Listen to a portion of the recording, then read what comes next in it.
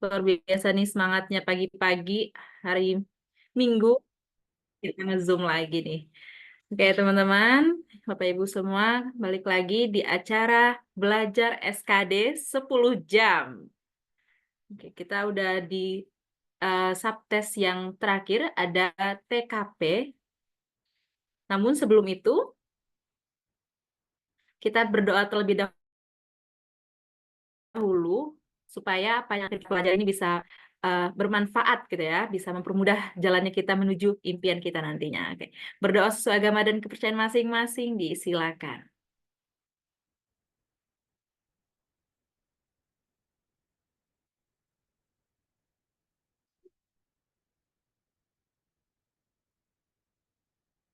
Selesai.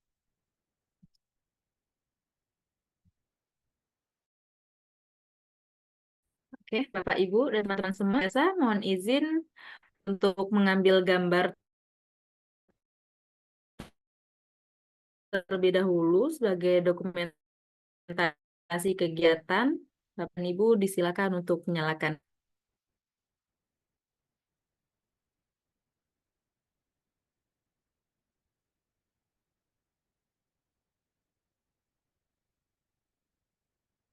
Oke, silakan mohon izin dinyalakan kameranya.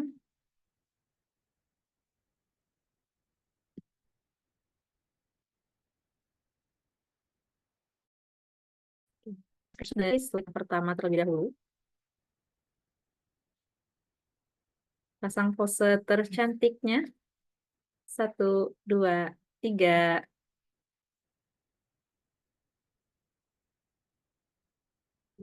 Oke, slide yang kedua, pertahankan posenya. 1, 2, 3. Oke, terima kasih banyak Bapak, Ibu, dan teman-teman semuanya. Kali ini kita akan belajar TKP, dan bersama kita telah hadir Kak Mike. Halo Kak Mike, selamat pagi. Halo, selamat pagi Kak Noni. Selamat pagi teman-teman semua. Oke, Kak Mike, apa kabarnya nih?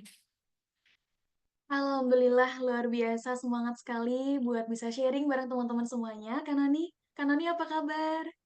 Alhamdulillah baik juga Kak Mike. Semoga kita semua dalam keadaan sehat ya teman-teman. Oke, eh, izin menyampaikan sedikit tentang Kak Mike karena banyak banget nih pengalaman dan prestasi yang telah diraih Kak Mike. Jadi Bapak Ibu dan teman-teman semua, Kak Mike ini merupakan PNS dari Kementerian Keuangan Republik Indonesia. Beliau juga alumni lulusan dari PKN STAN dengan IP 3,97, hampir 4. Luar biasa sekali ya eh, narasumber kita kali ini Kak Mike ya. Nah, selain itu, selain mengejar pendidikannya, Kak Mika juga aktif di berbagai kegiatan nih. Salah satunya ada pengalaman dalam membawakan acara, terus ada event internasional, dan masih banyak lagi lainnya. Luar biasa. Jadi tetap mengimbangi ya Kak Mika ya, antara belajar maupun organisasi dan kegiatannya. Oke, teman-teman semuanya. Pasti udah nggak sabar banget nih kan untuk menyimak materi TKP yang akan dipaparkan oleh Kak Mike. Untuk itu, saya serahkan sesi ini kepada Kak Mike. Untuk Kak Mike, dipersilakan. Terima kasih banyak. Oke, terima kasih banyak Kak Noni untuk kesempatannya. Mungkin Mika langsung aja izin memulai ya untuk kelas pagi hari ini. Bismillahirrahmanirrahim. Assalamualaikum warahmatullahi wabarakatuh. Selamat pagi teman-teman semuanya. Oke, teman-teman gimana kabarnya hari ini? Mungkin sebelum kita mulai, rasanya kurang afdol ya kalau misalkan belum kenalan. Jadi teman-teman boleh silahkan ditulis di kolom chat teman-teman semuanya asalnya dari mana. Boleh silakan. Pagi, halo Kak Herda. Ini kalau boleh tahu Kak Herda dari mana nih asalnya? Oke, Lubuk Linggau, Sumatera Selatan. Dari Tegal. Oke, teman-teman yang lain boleh silakan. Kalimantan Selatan. Oke, luar biasa ya. Berarti memang sangat beragam peserta yang ikut Zoom hari ini. Surakarta, Purworejo. Oke, teman-teman yang lain silakan, boleh.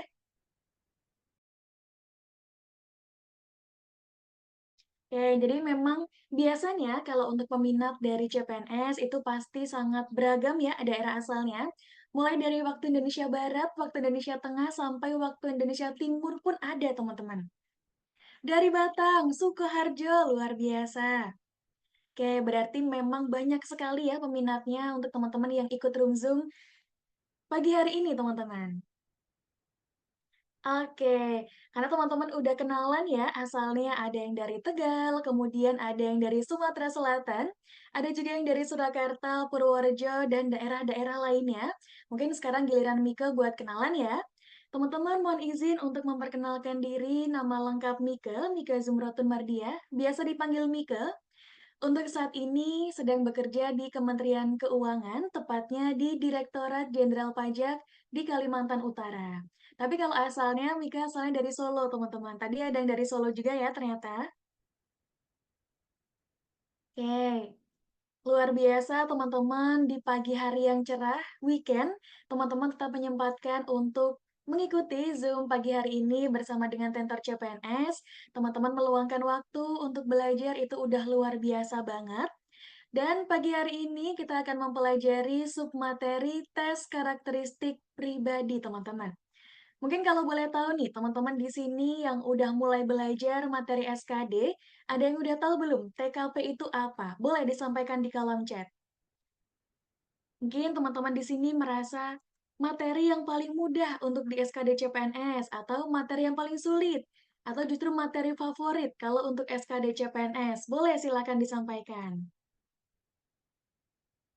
Barangkali teman-teman di sini ada yang baru pertama kali ikut tes CPNS, atau mungkin udah berapa kali sebelumnya, atau mungkin ini masih duduk di bangku SMA dan baru mulai coba-coba juga boleh teman-teman disampaikan.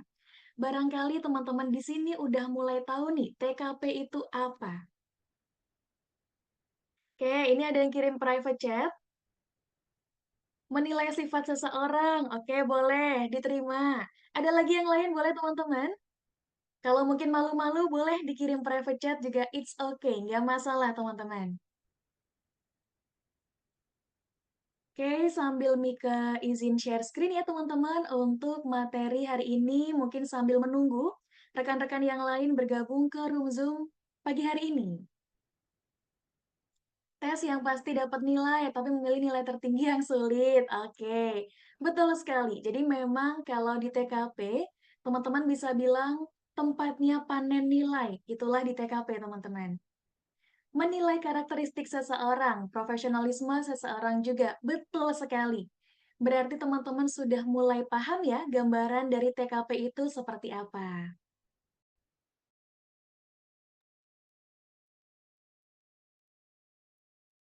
Oke, Mika izin share screen. Sudah terlihat teman-teman di layar monitor teman-teman semuanya? Oke, sekarang kita akan mempelajari submateri TKP, tes karakteristik pribadi teman-teman. Oke, tentu saja bersama Mika. Kebetulan Mika adalah alumnus dari PKN STAN angkatan tahun 2019, lulus tahun 2022 kemarin teman-teman, dan sekarang alhamdulillah menjadi PNS di Kementerian Keuangan.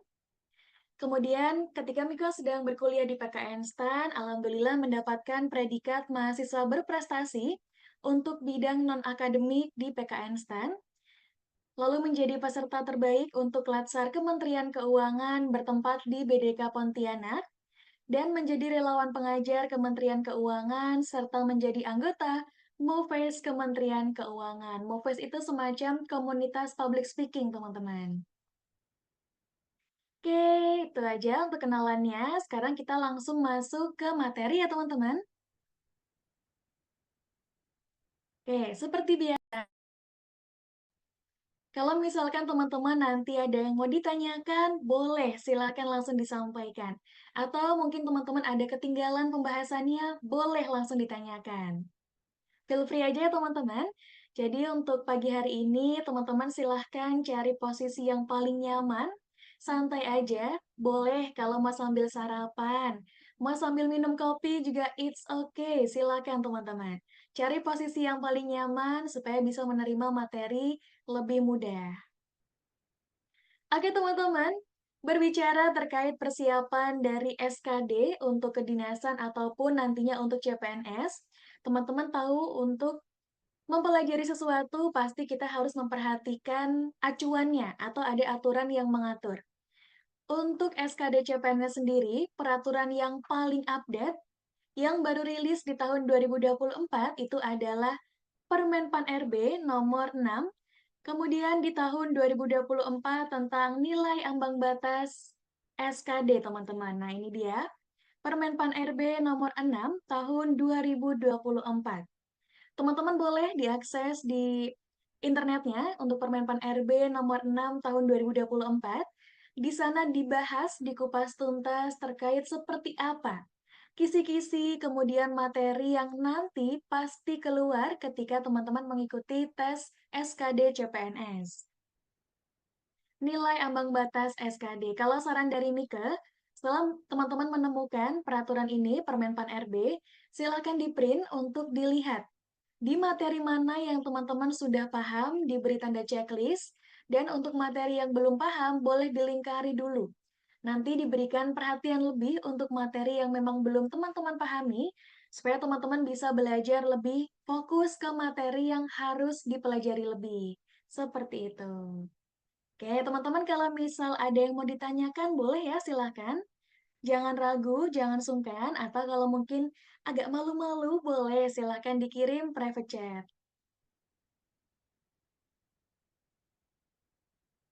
Oke, untuk selanjutnya, kita akan membahas apa saja submateri di dalam TKP, teman-teman. Untuk aspek-aspeknya, yang pertama ada pelayanan publik atau bisa teman-teman bilang hospitality. Kemudian yang kedua ada profesionalisme. Selanjutnya ada jejaring kerja. Kemudian ada TIK. Lalu ada sosial budaya. Dan tentunya ada anti-radikalisme. 6 submateri dalam TKP yang teman-teman harus kuasai, dan kalau bisa udah di luar kepala ketika nanti teman-teman mengikuti tes SKD CPNS. Oke, sekarang kita coba bahas lebih runtut, lebih rinci terkait apa saja materi TKP dan kira-kira gambarannya seperti apa. Oke teman-teman, kalau untuk materi TKP sebenarnya dibagi menjadi berapa kategori berdasarkan jenis-jenisnya. Yang pertama, kalau misalkan kita membahas terkait tema budaya kerja, maka aspek-aspeknya adalah integritas diri, kemudian kreativitas dan inovasi, lalu ada sosial budaya, dan TIK, teknologi informasi dan komunikasi. Ini merupakan gambaran kelompok tema yang didasari oleh seperti apa kebiasaan dalam bekerja, teman-teman. Budaya kerja. Berikutnya adalah kelompok tema pelayanan publik. Sebagai seorang ASN, teman-teman nanti insya Allah menjadi ASN, menjadi PNS, teman-teman harus melayani masyarakat, melayani customer, nasabah, ataupun klien dengan optimal, dengan maksimal, tanpa pandang bulu, tapi dengan catatan tetap memperhatikan peraturan yang berlaku. Lalu apa saja kelompok yang masuk ke dalam tema pelayanan? Yang pertama ada jejaring kerja, teman-teman. Berikutnya ada pelayanan umum, lalu ada orientasi pada pelayanan, dan ada orientasi kepada orang lain. Intinya, ketika kita membahas kelompok tema pelayanan, artinya kita sedang mengupayakan, sedang mengoptimalkan bagaimana caranya kita itu bisa memberikan pelayanan yang optimal. Mengutamakan kepentingan orang lain dibanding kepentingan kita pribadi, teman-teman. Mengingat tugas kita adalah sebagai pelayan publik. Berikutnya adalah kelompok tema berdasarkan kompetensi seseorang ataupun mungkin kemampuan yang dimiliki oleh seorang ASN ataupun PNS, teman-teman. Yang pertama, itu adalah semangat berprestasi. Seperti apa teman-teman nanti menunjukkan kalau teman-teman itu selalu mau mempelajari hal baru, kemudian teman-teman selalu menerima setiap penugasan ataupun mandat dari atasan walaupun kadang teman-teman belum relate sama penugasan yang diberikan atau belum memahami, tapi teman-teman tidak menolak dan mau mempelajari hal tersebut. Selanjutnya ada kemampuan mengendalikan diri, ini artinya kontrol diri. Ketika memberikan pelayanan, teman-teman tidak boleh mudah tersulut emosi. Teman-teman harus memiliki kontrol akan diri sendiri seperti apa memberikan pelayanan, seperti apa menyelesaikan penugasan. Dan disusul dengan kemampuan beradaptasi, di mana di sini teman-teman sudah bisa terbayang ya kalau misalkan ada kata beradaptasi, artinya teman-teman diminta mudah menyesuaikan diri dengan kondisi yang baru, karena bisa jadi case tersebut muncul di dalam soal seperti tempat kerja yang baru, lingkungan tempat tinggal yang baru, rekan kerja baru, atasannya pun berganti menjadi baru, dan lain sebagainya. Kalau teman-teman ketemu soal TKP yang sejenis ini, silahkan tunjukkan kemampuan beradaptasi teman-teman itu sangat cepat. Jangan sampai teman-teman memilih opsi kalau butuh waktu untuk penyesuaian. Langsung pilih opsi yang menunjukkan teman-teman mudah beradaptasi. Berikutnya adalah kemauan dan kemampuan belajar berkelanjutan. Artinya, teman-teman di sini tahu kalau misalkan memang ada chance, ada kesempatan untuk melanjutkan pendidikan, atau mungkin singkatnya teman-teman itu mau mempelajari hal-hal baru yang teman-teman itu belum tahu, bisa jadi juga mengikuti workshop, atau mungkin course, pelatihan, les, dan lain sebagainya, itu teman-teman bisa pilih sebagai opsi jawaban untuk kelompok tema kompetensi ini. Oke, dan selanjutnya ada kelompok tema profesionalitas, di mana di sini membahas terkait seperti apa cara kerja seseorang itu yang dinilai teman-teman. Contoh yang pertama, kemampuan bekerja sama dalam kelompok, kemampuan mengkoordinir orang lain, kemampuan bekerja mandiri dan tuntas, serta profesionalisme. Artinya, ketika nanti teman-teman mengerjakan soal-soal TKP, teman-teman harus menunjukkan kalau tidak hanya bisa bekerja secara mandiri, teman-teman juga bisa bekerja secara berkelompok. Artinya balance. Kalau kerja mandiri bisa selesai, kalau kerja kelompok bisa berkoordinasi dengan rekan kerja. Artinya, teman-teman bisa balancing antara menjadi makhluk individu ataupun menjadi makhluk sosial, teman-teman. Semuanya balance. Oke, sampai di sini teman-teman ada yang mau ditanyakan? Boleh, silakan.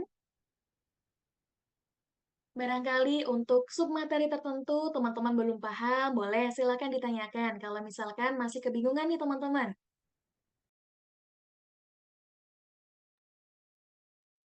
Oke, kalau aman, Mika lanjut ke slide berikutnya ya. Sekarang kita coba bahas untuk pemilihan tipe-tipe jawaban di dalam TKP. Kalau kita membahas TKP, yang perlu teman-teman ketahui, tes karakteristik pribadi itu bisa dibilang tempatnya panen nilai, teman-teman. Ada yang tahu kira-kira kenapa bisa disebut tempatnya panen nilai? Oke, karena tes karakteristik pribadi teman-teman itu merupakan salah satu submateri tes di mana semua jawaban itu ada poinnya. Berbeda dengan TWK dan TIU, teman-teman kalau menjawab benar poinnya 5. Kalau menjawab salah poinnya 0. Kalau untuk TKP, menjawab benar itu poinnya scoring seperti ini. 5, 4, 3, 2, dan 1, teman-teman. Ada bobot nilainya atas jawaban yang teman-teman pilih nantinya. Kemudian, kalau misalkan teman-teman tahu, pengerjaan SKD itu 100 menit untuk menjawab 110 soal. Artinya, untuk setiap satu soal, waktunya kurang dari 1 menit, teman-teman. Oleh karena itu, teman-teman sangat membutuhkan strategi gimana caranya bisa mengerjakan 110 soal dalam waktu 100 menit. Kemudian untuk TKP ada berapa jumlah soalnya? TKP itu 45 soal, teman-teman. Dari 45 soal yang ada, kalau misalkan teman-teman sikat habis poinnya 5, nilai maksimal nilai maksimal itu adalah 225. Dari TKP aja, teman-teman sudah bisa mendapatkan poin 225, termasuk poin yang sangat besar. Jadi, ketika teman-teman mengerjakan soal SKD nanti, usahakan jangan sampai ada yang kosong, terlewat tidak dijawab, apalagi untuk TKP. Karena teman-teman menjawab opsi apapun, semua ada poinnya. 5, 4, 3, 2, 1. Dengan nilai sempurna 225. Oke, kemudian teman-teman, kalau misalkan kita membahas terkait poin, kita coba bahas satu persatu. Kenapa? Satu soal bisa mendapatkan poin 5, kemudian 4, 3, 2, dan 1. Kita mulai dari poin yang terkecil, poin 1. Ketika teman-teman mengerjakan soal TKP, dan teman-teman tidak melihat narasi soalnya, kemudian menjawab salah dan berlawanan dengan tema yang diminta, maka teman-teman akan mendapatkan poin terkecil atau poin 1. Kemudian, kalau misalkan teman-teman itu menjawab salah, maka teman-teman akan mendapatkan poin 2.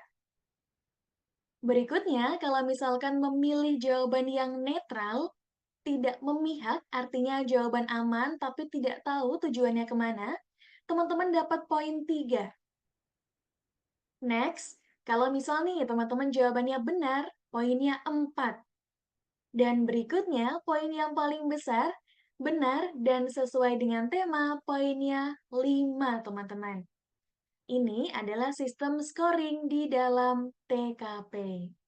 Oke, mungkin sampai di sini teman-teman ada yang mau bertanya, boleh silakan. Jadi kalau untuk TKP itu memang 45 soal dengan skor maksimalnya 225 poin, teman-teman. Ingat, kalau misalkan menjawab soal TKP, itu artinya teman-teman harus mengusahakan menjawab dengan opsi jawaban yang paling berkaitan sesuai dengan tema yang diminta, teman-teman. Poinnya 5, 4, 3, 2, 1. Oke, kalau udah aman untuk level pilihan jawaban, kita lanjut ke slide berikutnya.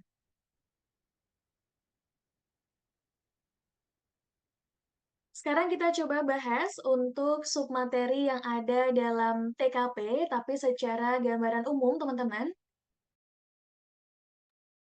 Yang pertama itu adalah jejaring kerja. Kalau teman-teman mendengar kata jejaring kerja, sudah pasti mulai tergambar seperti apa soal-soal dalam submateri ini akan dimunculkan. Biasanya, terdapat kata kunci atau keywordnya yang berkaitan dengan hubungan kerja dan koordinasi antar bagian dalam pekerjaan, teman-teman. Untuk jawabannya, carilah yang paling mencerminkan sikap kita aktif, berkoordinasi dengan sopan, tepat, dan efektif, teman-teman. Jadi kalau misalkan kita membahas jejaring kerja, artinya teman-teman itu sedang dinilai. Seperti apa cara teman-teman itu berinteraksi dengan rekan kerja, seperti apa teman-teman berkoordinasi membangun sinergitas dengan rekan kerja, ataupun dengan atasan, apakah sudah mencerminkan nilai-nilai yang sesuai dan apakah teman-teman itu mengikuti peraturan yang berlaku. Itu untuk submateri jejaring kerja, teman-teman. Berikutnya adalah pelayanan umum. Terdapat kata kunci yang berkaitan dengan sikap dan atribut sebagai ASN ataupun PNS. Untuk jawabannya, carilah yang paling mencerminkan sikap ASN ataupun PNS sebagai pelayan utama masyarakat. Seperti yang tadi di awal sempat Mika singgung, kalau membahas pelayanan publik atau pelayanan umum, artinya teman-teman itu menjadi seorang pelayan publik. Teman-teman harus bisa memberikan pelayanan yang optimal, tidak pandang bulu, tapi dengan catatan tidak boleh menyimpang dari peraturan yang ditetapkan. Seperti itu. Selanjutnya adalah orientasi pada pelayanan, teman-teman. Terdapat kata kunci yang berkaitan dengan kemungkinan kita memberikan pelayanan kepada customer, pelanggan, ataupun masyarakat. Dan untuk jawabannya, teman-teman silahkan memilih yang mencerminkan prioritas kita itu kepada pelanggan. Mementingkan kepentingan pelanggan ataupun masyarakat dibandingkan kepentingan kita pribadi. Karena di sini kita bertugas sebagai pelayan publik. Oke, selanjutnya adalah orientasi kepada orang lain, di mana dalam materi ini terdapat kata kunci yang berkaitan dengan kemungkinan kalau kita harus selalu membantu orang lain.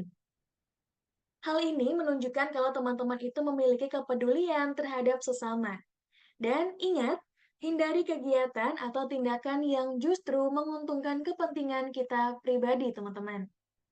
Pilih kegiatan yang bisa menunjukkan kalau teman-teman itu berorientasi kepada orang lain. Oke, mungkin ini adalah gambaran umum terkait seperti apa submateri di dalam TKP. Sekarang kita coba mengerjakan pretest. Teman-teman silahkan dijawab untuk satu soal ini. Silahkan dibaca narasinya, kemudian dipilih dari opsi ini. Dan silahkan sampaikan jawaban teman-teman di kolom chat. Kira-kira yang mana, teman-teman? Silakan.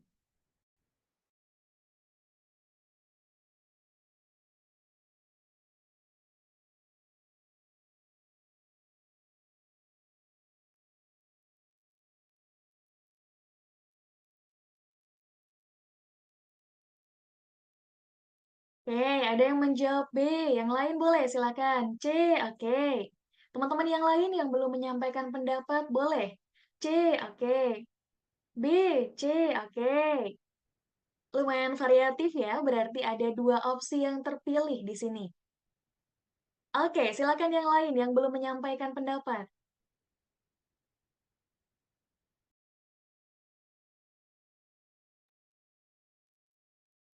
C, B 5 poin, B atau C? Oke, C.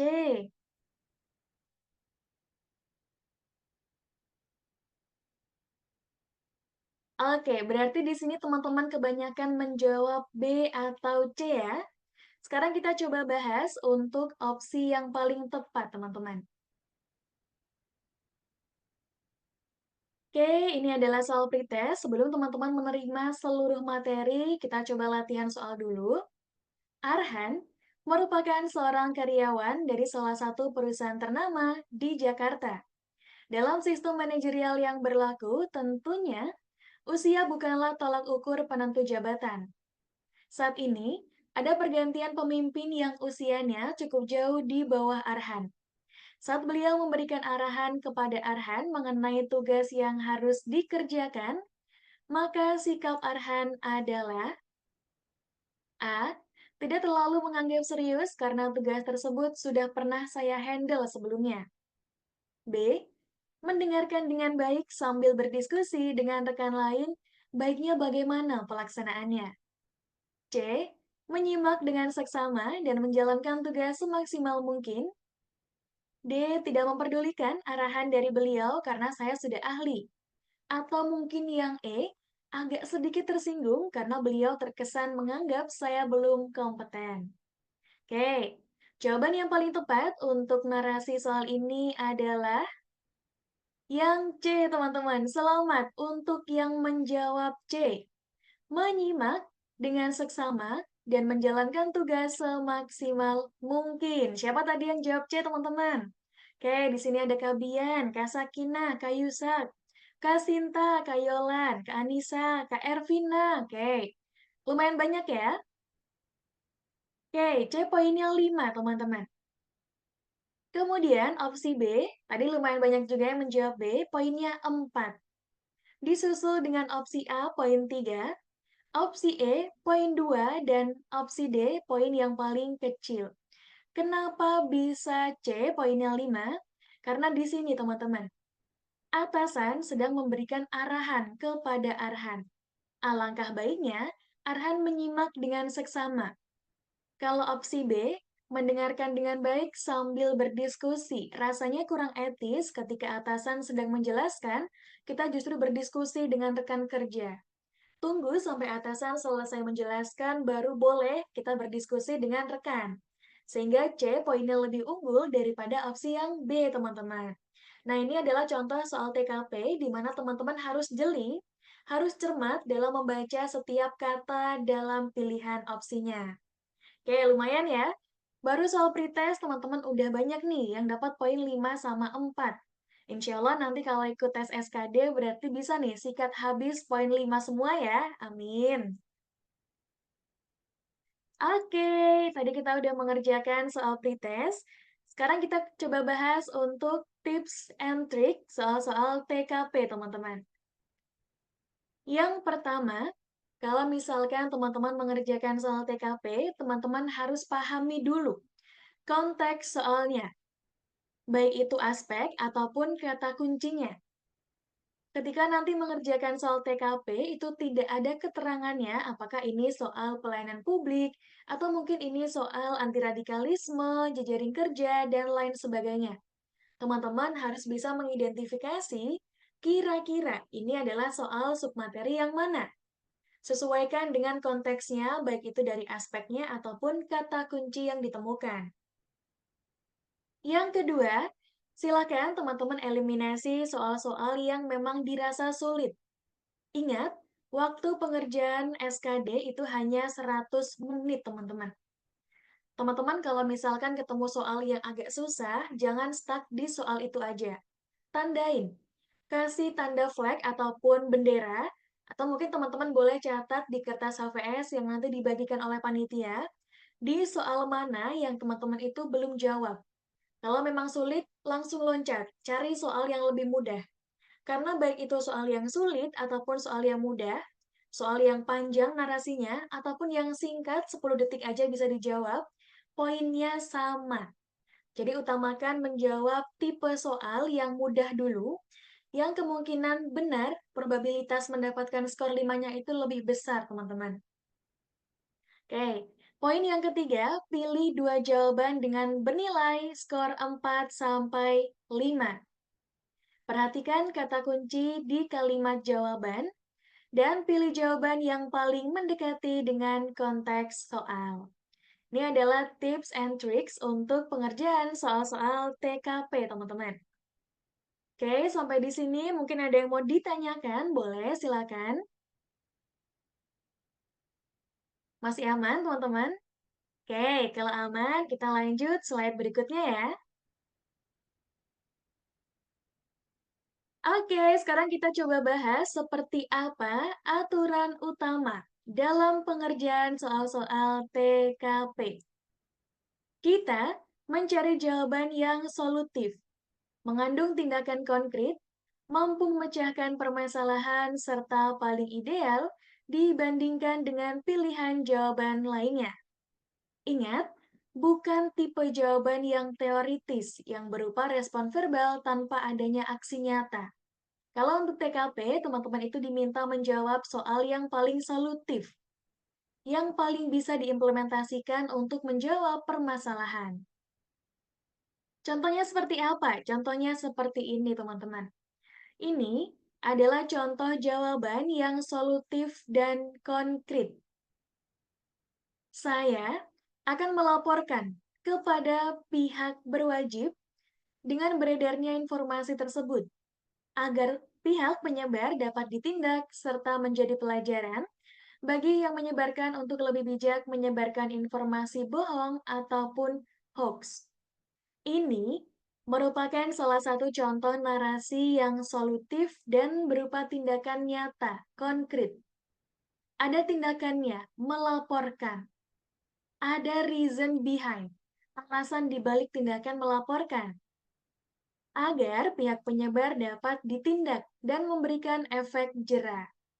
Sehingga ini bukan hanya jawaban yang teoritis, teman-teman, tapi solutif dan konkret. Oke, bisa dipahami teman-teman untuk narasi ini? Oke, kalau aman, sekarang kita coba lihat. Lalu seperti apa kalau untuk narasi yang berupa teoritis? Hanya verbal saja, tidak ada aksi nyata. Contohnya seperti ini. Contoh jawaban yang tidak konkret, hanya teori saja. Saya rasa adanya berita hoax terhadap kebijakan pemerintah itu adalah suatu hal yang wajar dan merupakan bagian dari kebebasan berpendapat. Saya berpandangan bahwa hal tersebut sebagai instrumen penting dalam mengontrol pelaksanaan pemerintahan. Artinya, di sini kalimat yang ditunjukkan itu merupakan kalimat subjektivitas, teman-teman. Pendapat pribadi, tidak ada alasan tindakan tersebut, tidak ada tindakan nyata yang dilakukan, dan tidak ada data yang disertai, sehingga ini semuanya berupa subjektivitas pandangan dari pemilih opsi jawaban. Ini adalah merupakan jawaban yang tidak konkret dan hanya teoritis saja. Oke, bisa dipahami teman-teman perbedaannya? Oke, kalau aman, sekarang kita coba lanjut ke pembahasannya, teman-teman. Oke, sekarang kita coba masuk ke submateri yang pertama, sosial budaya. Kalau teman-teman realize, kalau teman-teman pahami, sosial budaya ini merupakan salah satu submateri dengan ruang lingkup yang paling luas. Kenapa demikian? Karena submateri ini itu bisa membahas terkait lingkungan pekerjaan, lingkungan perkuliahan, atau bahkan bisa saja membahas lingkungan keluarga dan juga yang lain sebagainya, teman-teman. Jadi, kalau membahas sosial budaya dalam TKP, itu banyak sekali topiknya. Tidak terbatas hanya pada pekerjaan saja. Kadang sampai latar belakang pendidikan juga masuk. Adat istiadat juga masuk. Jadi memang sangat variatif untuk tipe soal submateri sosial budaya ini. Kata kuncinya, kalau misalkan membahas sosial budaya, untuk menciptakan adanya suasana interaksi bagi setiap individu supaya bisa bekerja sama di dalam lingkungan internal organisasi dan lingkungan eksternal di masyarakat, sehingga dirasakan keberadaannya secara positif. Dan melakukan tindakan yang aktif, tindakan konkret untuk membantu orang lain. Artinya kalau membahas sosial budaya, kita tidak boleh pasif, kita harus bisa melihat peka pada kondisi lingkungan dan berupaya untuk bisa membantu orang lain. Lalu yang ketiga, menciptakan suasana interaksi setiap individu untuk bekerja sama di dalam lingkungan kerja maupun masyarakat, sehingga keberadaannya bisa dirasakan positif. Oke, ada yang mau bertanya terkait materi sosial budaya, teman-teman? Oke, aman ya? Oke, mantap. Kalau masih aman, kita lanjut ke slide berikutnya. Jadi intinya kalau sosial budaya itu melihat seperti apa interaksi antar individu di dalam lingkungan, entah itu internal ataupun eksternal, untuk menunjukkan seperti apa kita bisa menerima perbedaan. Oke, sekarang kita coba bahas kenapa kita harus mempelajari submateri sosial budaya ini, teman-teman. Tujuannya supaya teman-teman semua mampu beradaptasi dan bekerja secara lebih efektif di dalam masyarakat yang majemuk. Seperti yang kita ketahui, teman-teman, kalau memang di Indonesia ini, negara kita adalah negara yang sangat majemuk, sangat heterogen, dan sangat multikultural. Artinya, banyak sekali perbedaan yang ada di sekeliling kita yang mungkin terdiri atas perbedaan keragaman suku, agama, budaya, dan lain sebagainya. Atas perbedaan-perbedaan ini, teman-teman diharapkan bisa hidup berdampingan dengan setiap perbedaan yang ada di lingkungan masyarakat. Oke, ada yang mau bertanya terkait submateri sosial budaya atau bisa dipahami teman-teman? Silakan. Oke, kalau aman, sekarang kita coba ke latihan soal. Silakan teman-teman. Dibaca narasinya, kemudian dipilih opsinya yang mana. Di sini Mika kasih timer supaya teman-teman nanti bisa terbiasa mengerjakan soal kurang dari 1 menit. Silakan.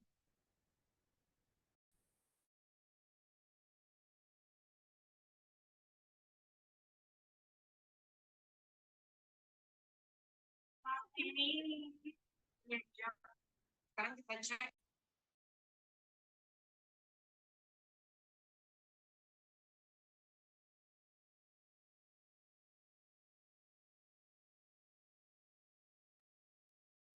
Oke, di sini ada yang menjawab B, ada yang menjawab D. Silakan teman-teman yang lain yang belum menyampaikan pendapat, silakan disampaikan ya.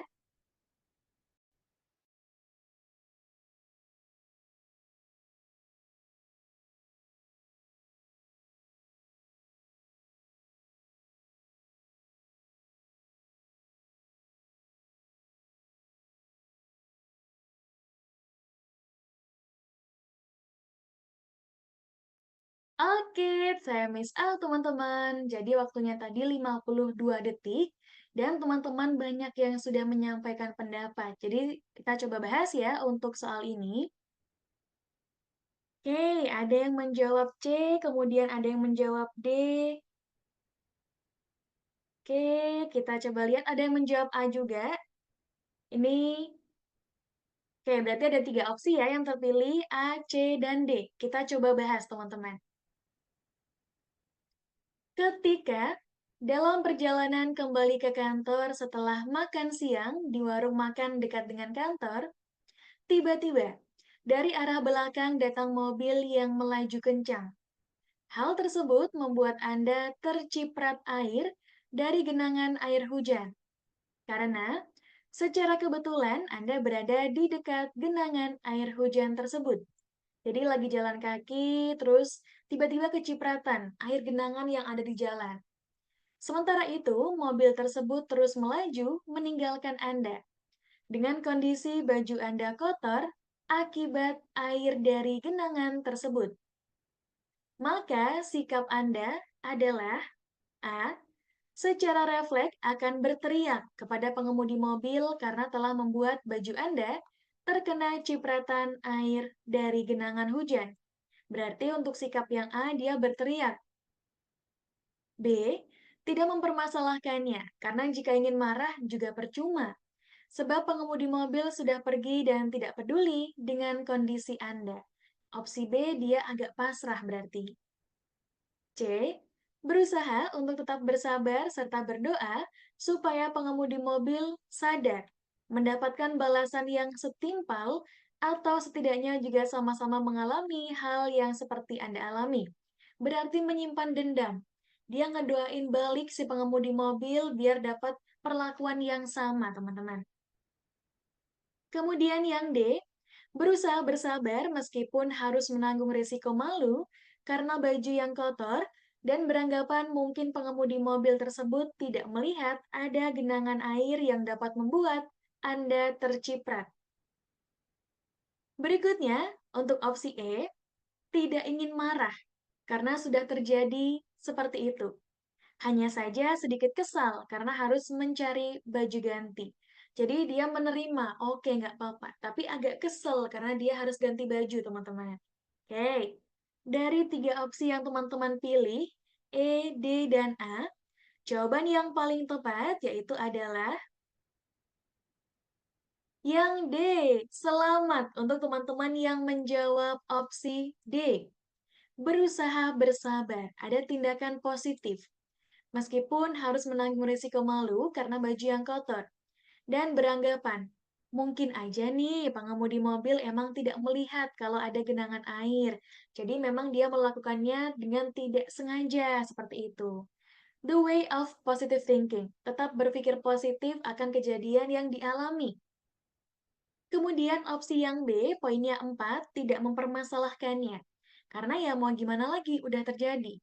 Agak pasrah, tapi juga acceptance, menerima. B, poinnya 4. E, tidak ingin marah karena sudah terjadi. Hanya saja sedikit kesal. Oleh karena itu dia poinnya 3. Untuk C, berusaha bersabar tapi didoain balik, poinnya 2. Dan yang A secara refleks akan berteriak, artinya ini belum ada kontrol diri. Langsung marah-marah. Poinnya yang terkecil atau poin 1. Oke. Untuk soal ini ada yang belum paham atau mungkin ada yang mau ditanyakan? Boleh, silakan.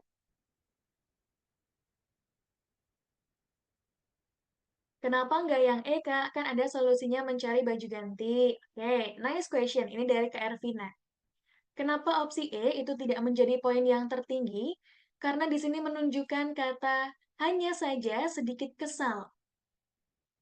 Kata ini tidak menunjukkan ke arah konotasi yang positif, teman-teman.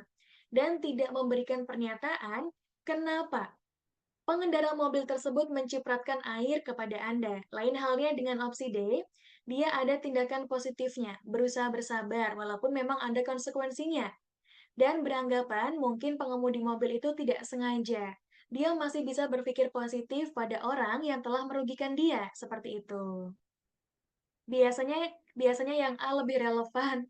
Betul, teman-teman. Kalau yang A itu mungkin di kehidupan sehari-hari seperti itu. Tapi kalau untuk TKP, kita menjawab dengan tindakan yang paling sopan, tindakan yang paling sesuai dengan etika, tindakan yang paling sesuai dengan peraturan, seperti itu. Jadi walaupun mungkin kecipratan air genangan, kita harus sabar, terus berpositif thinking, oh mungkin aja dia nggak lihat kalau ada pejalan kaki yang sebelahnya air genangannya. Jadi opsi tertinggi, poin 5 itu di opsi yang D, teman-teman. Betul, kalau di dunia nyata pasti yang A. Tapi kembali lagi, kalau untuk TKP, teman-teman jangan sampai memilih opsi A ya, karena itu poin yang terendah. Oke, walaupun lebih relevan yang A ya, kalau di kehidupan nyata. Oke, jadi jawabannya yang D, teman-teman. Untuk pembahasannya, karena menunjukkan respon yang positif dan tetap bisa melakukan kontrol diri sepenuhnya. Oke, ada lagi yang mau bertanya? Silakan, boleh. Untuk soal latihan sosial budaya, ada yang bertanya? Oke, kalau aman kita lanjut soal kedua. Silakan teman-teman.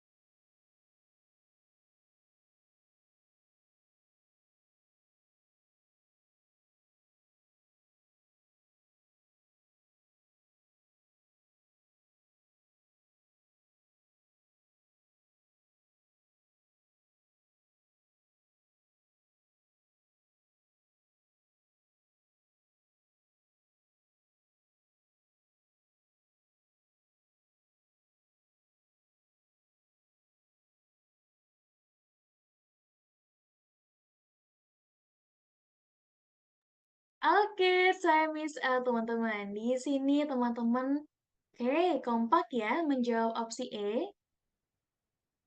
Oke, luar biasa. Sekarang kita coba bahas teman-teman, apakah benar? Jawabannya yang E.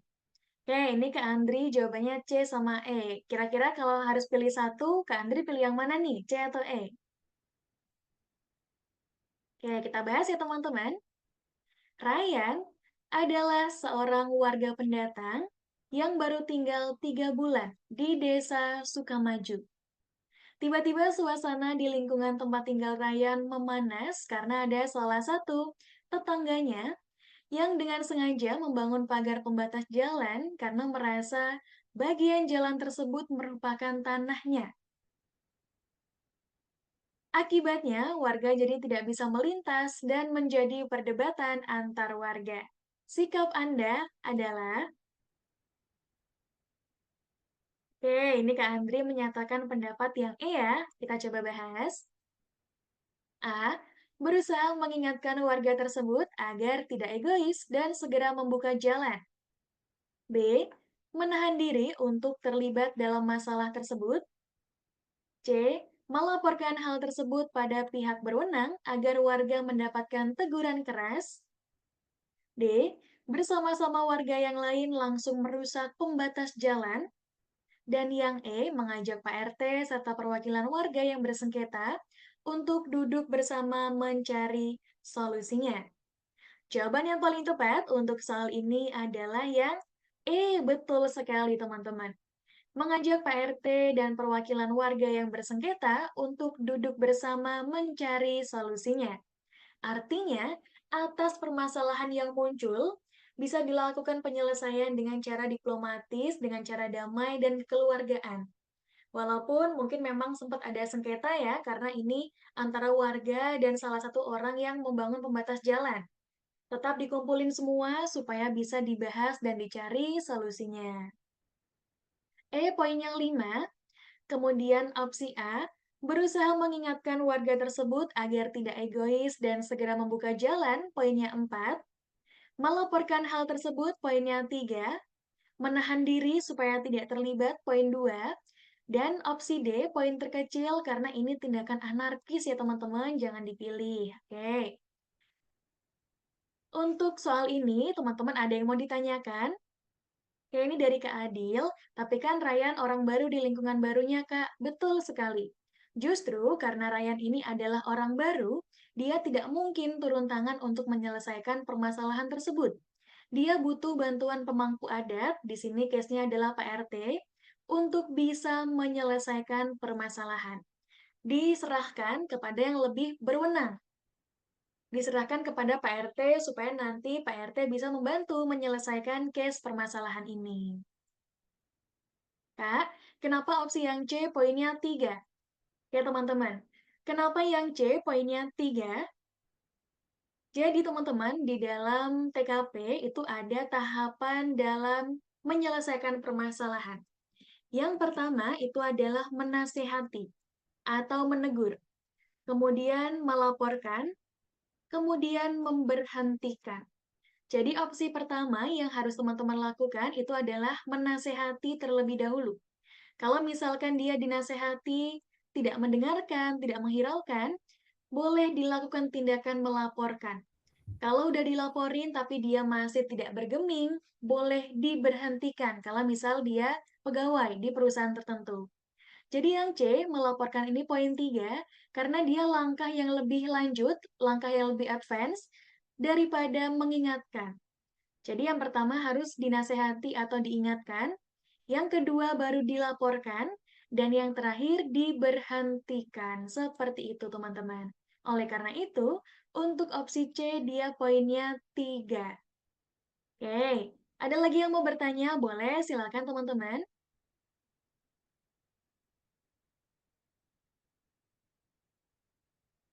Betul Kak, kadang ada pembahasan soal tentang aliran ya ini ya. Agama ada orang baru, itu gimana solusinya? Aliran agama ada orang baru, gitu ya mungkin maksudnya dari Kak Andri. Kalau mungkin case-nya adalah orang baru, tetap harus diserahkan ke pihak yang lebih berwenang, teman-teman. Boleh ke Pak Lurah, Pak RT, RW, camat, dan lain sebagainya. Karena memang sebagai warga, sebagai penduduk, kita itu tidak ada kewenangan menyelesaikan sengketa atau permasalahan. Lebih baik diserahkan kepada pemangku adat yang lebih berwenang untuk bisa mendamaikan warganya yang mungkin sedang bersengketa. Seperti itu. Oke, ada lagi? Silakan teman-teman, boleh. Oke, kalau aman, kita lihat pembahasannya. Sebagai warga negara Indonesia yang hidup berbangsa dan bernegara, hendaknya kita menghargai satu sama lain. Oke, sekarang kita lanjut ke pembahasan submateri yang kedua, teman-teman. Untuk submateri sosial budaya, kita sudah selesai bahas. Sekarang kita masuk ke submateri kedua, jejaring kerja. Seperti yang Mika sampaikan di awal, kalau kita membahas jejaring kerja, artinya kita membahas seperti apa cara teman-teman berinteraksi, entah itu mungkin dengan rekan kerja atau mungkin dengan atasan, atau mungkin justru dengan staf atau bawahan. Sehingga kalau membahas jejaring kerja, hal yang harus teman-teman tonjolkan itu adalah sinergitas, kerjasama, kekompakan. Jangan sampai memilih opsi yang menunjukkan teman-teman malah bekerja secara pribadi atau individu. Kerjakan penugasan pekerjaan secara berkelompok, dan pembagian tugasnya itu harus proporsional antara satu dengan yang lain, supaya tidak timpang sebelah, teman-teman. Seperti itu. Oke, kita coba masuk ke pembahasannya. Kenapa kita harus mempelajari submateri jejaring kerja ini? Tujuannya, teman-teman. Supaya teman-teman semuanya mampu dalam membangun dan membina hubungan, baik itu dengan bekerja sama, berbagi informasi, ataupun berkolaborasi dengan orang lain secara lebih efektif dan efisien. Di sini harapannya teman-teman semuanya bisa mengetahui, bisa memilih opsi jawaban yang paling relevan dengan submateri jejaring kerja.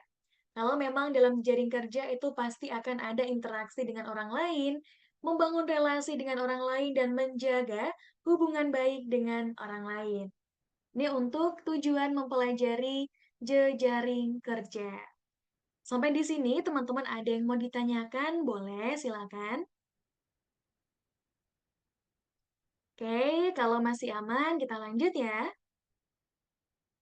Sekarang kita coba bahas aspek-aspek apa saja yang masuk ke dalam submateri jejaring kerja. Yang pertama, aspek kemampuan menggerakkan dan mengkoordinir orang lain. Artinya, kalau teman-teman nanti menjadi seorang leader, menjadi seorang pimpinan, teman-teman itu harus mampu mengkoordinir orang lain ataupun staf teman-teman dalam pembagian tugasnya, dan apa yang teman-teman katakan itu bisa diimplementasikan dan didengarkan oleh staf teman-teman.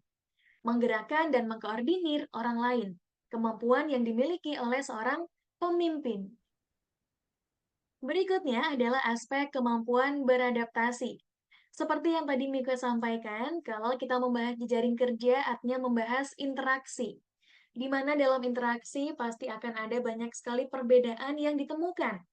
Perbedaan sudut pandang, perbedaan cara berpikir, cara bekerja, kemudian pace dalam bekerja, itu pasti berbeda semuanya. Dan di sini teman-teman diharapkan memiliki kemampuan untuk beradaptasi. Berikutnya adalah aspek kemampuan bekerja sama dalam kelompok, yang artinya teman-teman semuanya harus bisa bersatu padu, bahu-membahu, menyelesaikan kewajiban yang harus dituntaskan secara berkelompok. Berikutnya adalah aspek kepedulian terhadap lingkungan dan aspek kepekaan terhadap orang lain. Dua aspek ini kita sebutnya kayak buy one get one, teman-teman. Tak terpisahkan. Kalau ada aspek kepedulian lingkungan, pasti akan ada aspek kepekaan terhadap orang lain. Karena selain kita harus aware, selain kita harus peduli pada lingkungan, kita harus peka. Kira-kira apa sih yang diminta orang lain? Kira-kira apakah orang lain butuh bantuan kita? Gitu, kita harus peka, teman-teman. Oke, untuk aspek aman, atau ada yang mau bertanya? Silakan.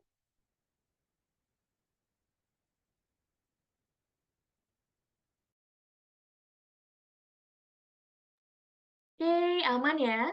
Sekarang kita lanjut ke slide berikutnya.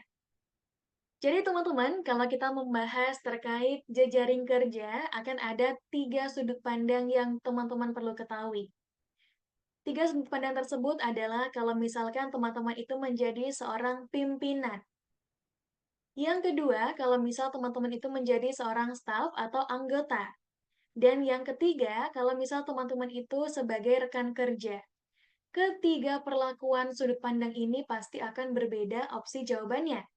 Kalau jadi pimpinan, dia lebih bisa mengambil keputusan. Kalau menjadi staf, dia butuh arahan pimpinan. Kalau menjadi rekan kerja, artinya dia harus menghargai pendapat rekan kerja yang lain. Jadi ada 3 kategori sudut pandang yang harus teman-teman pahami. Sekarang kita coba bahas untuk Sudut pandang, sikap yang harus dilakukan kalau misal teman-teman itu jadi pemimpin ataupun menjadi ketua. Yang pertama, teman-teman sudah pasti harus memberikan perintah secara jelas ataupun instruksi yang diberikan itu bisa dipahami oleh staf dan juga rekan kerja yang lain. Perintahnya itu clear, bisa dipahami, dan bisa diimplementasikan. Kemudian yang kedua, mampu menggerakkan, memotivasi, dan mengkoordinasi orang lain. Sebagai seorang pemimpin ataupun ketua, teman-teman sudah seyogyanya bisa mengkoordinir anggota teman-teman. Oh iya teman-teman, biasanya dalam soal itu kata yang digunakan tidak terbatas pada pemimpin atau ketua. Kadang bisa jadi kata yang digunakan untuk menggambarkan dia adalah leader, itu misal subbagian, subketua, atau mungkin manajer, CEO, atau mungkin yang lainnya. Yang menunjukkan kalau misalkan dia adalah pemimpin. Jadi memang kata yang digunakan lumayan variatif. Kepala bidang, kepala seksi, kepala kantor, dan lain sebagainya. Kemudian yang ketiga, mudah bergaul dan selalu terbuka. Artinya, dia adalah pribadi yang supel, yang easygoing. Dia bisa mudah menyesuaikan diri, mudah menyatu, blending bersama dengan staffnya, bersama dengan membernya, seperti itu. Dia terbuka dan tidak memberikan batasan atas jabatannya sebagai pemimpin ataupun ketua. Kemudian yang keempat, berorientasi kepada rekan kerja, yang artinya atas tindakan-tindakan yang dilakukan. Mengingat dia adalah seorang pemimpin, maka dia harus selalu mengutamakan rekan kerjanya. Tidak boleh dia justru mengutamakan atau mendahulukan kepentingan pribadinya.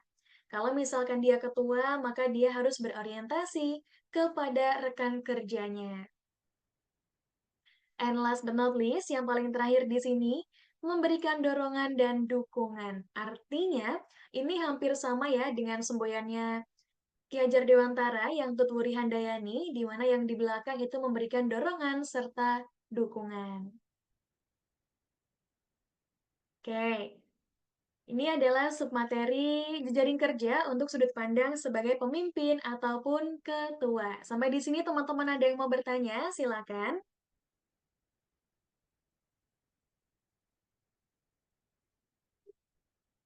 Oke, masih aman ya untuk slide ini. Kita coba lanjut ke slide berikutnya. Sekarang kita akan coba bahas kalau misalkan ini sudut pandang sebagai member, staff, ataupun anggota tim, teman-teman. Kalau tadi kita sempat bahas terkait sudut pandang sebagai ketua, sekarang kita bahas untuk anggota tim. Oke, untuk pembahasan ini, teman-teman, yang pertama, teman-teman harus mengutamakan kemampuan saling berkomunikasi dengan baik, yang artinya teman-teman bisa menerima setiap perbedaan yang muncul di dalam kelompok. Teman-teman juga harus bisa memahami dan juga menghargai dan mampu bekerja sama dalam kelompok. Nah, ini adalah sudut pandang sebagai anggota tim atau member, atau mungkin bisa jadi teman-teman menyebutnya rekan kerja. Oke, untuk pembahasan anggota tim, apakah ada yang mau bertanya? Silakan.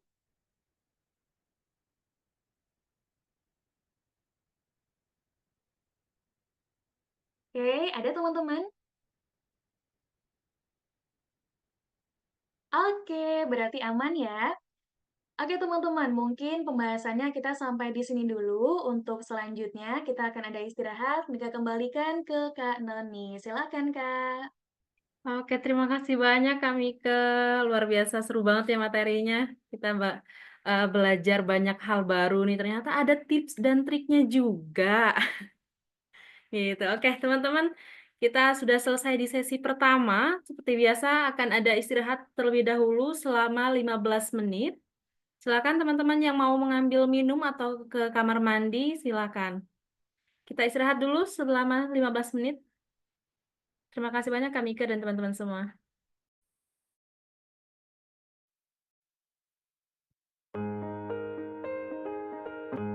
tentunya kami sangat mendukung sekali, karena dengan CAT ini artinya kita memang memilih tenaga-tenaga yang sesuai dengan formasi, sesuai dengan kompetensinya. Dengan kompetensi yang ada ini diharapkan itu dapat memberikan masukan atau dapat memberikan semangat baru di dalam OPD itu sendiri, yang tentunya diharapkan memiliki inovasi-inovasi baru dalam mendorong keberhasilan dari suatu organisasi. Memang selama ini sudah sangat baik ya, terutama kami di Pemprov Bali sangat terbantu sekali dengan CAT. Mungkin kemarin karena banyak pelaksanaan serentak, mungkin kekurangan tenaga atau apa, memang kita sudah cover juga. Tapi sebenarnya semuanya baik sih, jadinya kita sangat terbantu lah.